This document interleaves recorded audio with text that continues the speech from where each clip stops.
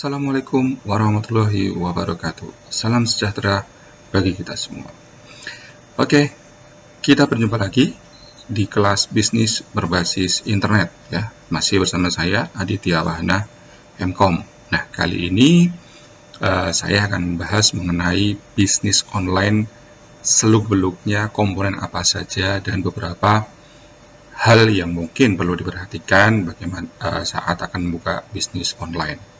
Nah, sebelumnya jangan lupa buat mahasiswa di kelas bisnis berbasis internet untuk presensi dengan cara menuliskan NPM, nama dan kelas di kolom komentar ya. Jangan lupa juga buat subscribe, jangan lupa juga buat like-nya. Oke? Langsung saja, apa itu bisnis online ya? Perkembangan teknologi, terutama internet, itu membawa bisnis setingkat lebih tinggi, yaitu dengan menggunakan internet sebagai platformnya ya. Di awal pertemuan sudah sedikit saya bahas mengenai hal tersebut. Nah, di sini saya akan menyampaikan mengenai unsur bisnis online. Baca itu bisnis online, unsur-unsur yang membuatnya atau apa ya, unsur-unsur yang membuat bisnis itu disebut dengan bisnis online. Ya, unsur yang pertama adalah produk. Yang namanya bisnis pasti harus ada produknya, harus ada apa yang dijual. Nah, di era digital ini ya, produk tidak melulu fisik, bisa juga berupa digital. Contohnya e-book, software, mungkin aplikasi itu ya. Bisa berupa desktop, bisa berupa mobile atau berupa web. Bahkan sekarang banyak anak-anak muda itu yang membuat desain ya untuk dijual belikan, itu juga bisa jadi sebuah produk. Nah, dari fisik dan digital ini ya, produknya bisa berupa barang ataupun jasa. Barang tadi ya seperti software, seperti e-book. Nah, untuk jasa itu bisa jasa pembuatan website, jasa desain grafis, jasa fotografi, jasa pembuatan aplikasi dan sebagainya. Nah, itu satu unsur terpenting di bisnis online, yaitu punya produk. Tidak hanya online sih, tapi semua lini ya, semua lini harus mempunyai produk. P yang kedua adalah price ya, tentu ada harganya, berapa harga yang dipatok. Nah, harga ini harus diperhatikan, harga beli dan harga jual itu juga harus diperhatikan, berapa untung yang akan kita ambil, biaya-biaya yang nantinya muncul dari bisnis tersebut, dari produk tersebut itu juga harus diperhatikan. P yang kedua adalah place atau tempat. Ya, kalau jualan secara konvensional itu kita harus punya lapak, kita harus punya pasar, kita harus punya ya minimal ruko lah atau gerobak-gerobak gitu ya kalau di pinggir jalan.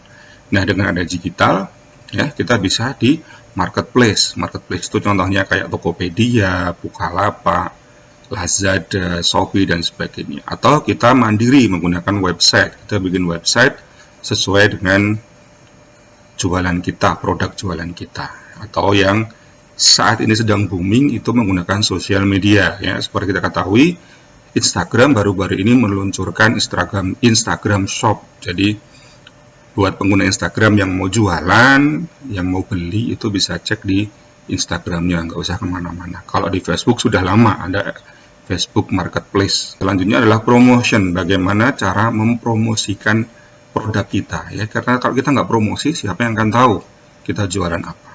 Promosi juga ada dua, yang satu berbayar, yang satu gratis. Jadi kalau gratis itu kita bisa promosi tanpa mengeluarkan biaya. Kalau berbayar, contohnya ada Google Ads, ada Facebook Ads, Instagram Ads, dan Ads yang lainnya.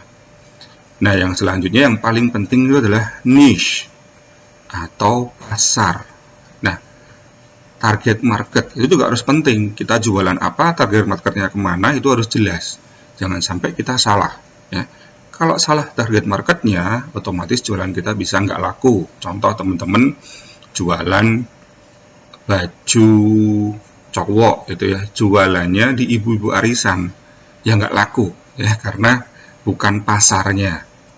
Tuh, dan di pasar ini kita bisa menganalisis dari demografik dan juga behavior. Nah, ini semua nantinya akan saya bahas di pertemuan selanjutnya. Oke, sekarang saya tanya dulu. Menurut mas-mas mbak-mbak itu, teman-teman, Bisnis yang bagus itu yang bisnis bagian mana? Ya, apa itu bisnis yang bagus? Bisnis yang menguntungkan atau bisnis yang profitnya besar, bisnis yang jalan terus, bisnis yang produknya bagus, atau apa? Oke, silahkan dijawab ya dalam hati aja. Oke, nah bisnis yang bagus itu adalah bisnis yang dibuka, bisnis yang dijalankan, bisnis yang actionkan, bukan cuma dipikir, bukan cuma direncanakan, apalagi cuma aduh gimana ya, buka enggak. Nah, bisnis yang bagus adalah bisnis yang segera dibuka, segera dijalankan. Jadi kita bisa tahu bisnisnya berhasil atau enggak ya. Ukuran berhasil atau enggaknya nah itu beda-beda tiap-tiap bisnis. Yang pasti bisnis itu harus menguntungkan, baik bagi produsennya, bagi penjualnya, bagi mungkin ada karyawan dan sebagainya. Nah itu. Oke, sekarang kita masuk ke unsur yang pertama, yaitu produk. Gimana kita sebagai penjual, kita sebagai produsen menciptakan produk yang ngangenin. Produk yang ngangenin itu produk yang bakal dicari sama orang-orang, ya. Produk yang akan selalu bikin orang itu lagi dan lagi. Nah, itu gimana caranya? Oke, produk yang ngangenin itu jadi bikin orang tuh pengen sekali makan tuh nggak cukup, harus 2, 3 sampai mungkin puluhan kali dia baru makan lagi. Kalau itu makanan ya, kalau contoh kalau produk digital kita bikin e-book, nah setiap kita punya e-book itu e-book kita laku di pasaran. Nah terus gimana caranya menguji produk yang ngangenin? Kalau teman-teman produknya makanan mungkin ya, satu bisa cari komunitas atau tempat berkumpul target pasar yang serupa dengan bidikan Anda. Kembali lagi ke niche ya, jadi teman-teman harus pas target pasarnya. Contoh, target pasar wanita usia 25 sampai 35 tahun, minimal punya mobil yang dia mengutamakan kualitas. Nah, kalian bisa cari di mana orang-orang emak-emak sebut ngumpul ya. Bisa mungkin di seminar, komunitas, arisan, asosiasi, mungkin arisan ibu-ibu elit ya, PKK ibu-ibu elit itu juga bisa. Nah, kalau kita salah target pasar di sini ya produknya bakal nggak ngangenin, sekali coba udah selesai. Nah, yang kedua, berikan free tester ya. Kalau makanan free tester, kalau software bisa dikasih trial atau bisa kasih free trial dulu sehari 2 hari gitu ya. Terus jangan minta testimoni. Nah, kadang kan kita kalau punya produk kita kasih ini, tapi saya dikasih testimoni dong. Nah, jangan, kasih aja produknya terus mereka suruh komentar, suruh ngecek, suruh memberikan inputan sejujur-jujurnya. Jangan yang bagus-bagus tok, karena kalau bagus-bagus tok itu bikin kita terlena. Jadi kita berhenti berinovasi. Nah, kalau memang mungkin contoh makanannya nggak enak, kurang asin, terlalu pedas, terlalu apa, itu nggak apa-apa, biar disampaikan aja. Jadi kita bisa tahu ya. Karena kalau mereka akan jujur ya, kalau mereka jujur, kita kasih free tester, terus produknya enak, mereka akan bilang wah enak. Nah itu nggak usah kita paksa, pasti akan akan secara otomatis, secara natural mereka bilang enak.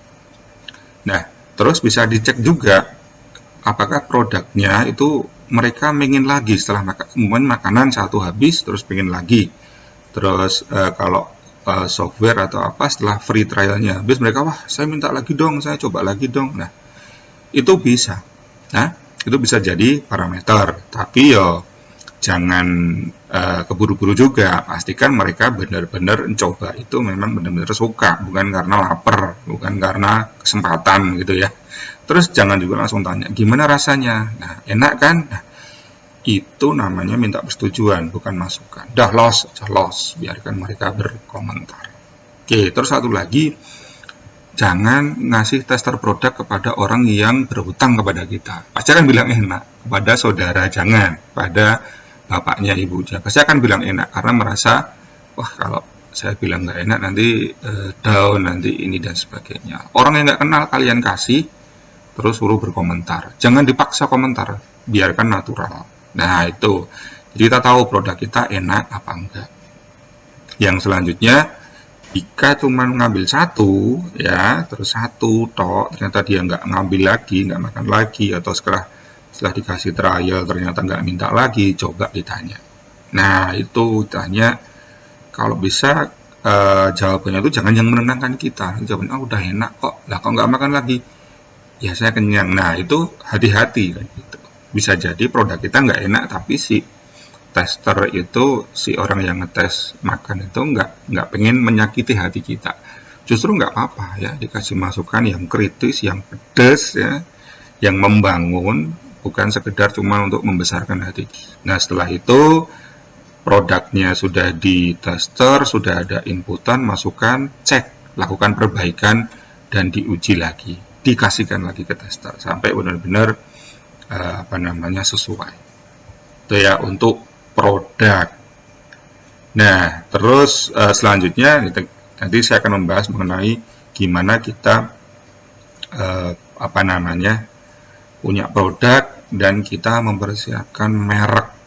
Merek itu tampilan nama, jadi biar orang itu aha gitu ya. Contoh kalau kita bilang sepatu yang bagus ya, sepatu yang bagus, kita pasti bilang yang ada centangnya atau yang garisnya 3 atau mungkin yang sekarang lagi ngetren yang pakai air itu. Nah, itu kan jadi trademark ya, mereknya terkenal. Kalau kita bilang makanan itu makanan steak, nah itu kan di Jogja ada satu yang terkenal. Kita bilang mobil, nah mobil pasti orang akan bilang, oh mobil yang bagus, yang supercar itu bisa bilang si Banteng, si kuda jingkrak, dan sebagainya. Nah, itu nanti akan saya bahas di pertemuan selanjutnya. Oke. Nah, menurut teman-teman, kira-kira produk-produk apa yang bikin orang itu ngangenin? Jangan lupa tulis di komen ya, kita diskusi. Kalau ada yang mau ditanyakan, silahkan tulis juga di kolom komentar. Terima kasih banyak sudah menyaksikan. Ketemu lagi di materi selanjutnya. Terima kasih. Wassalamualaikum warahmatullahi wabarakatuh.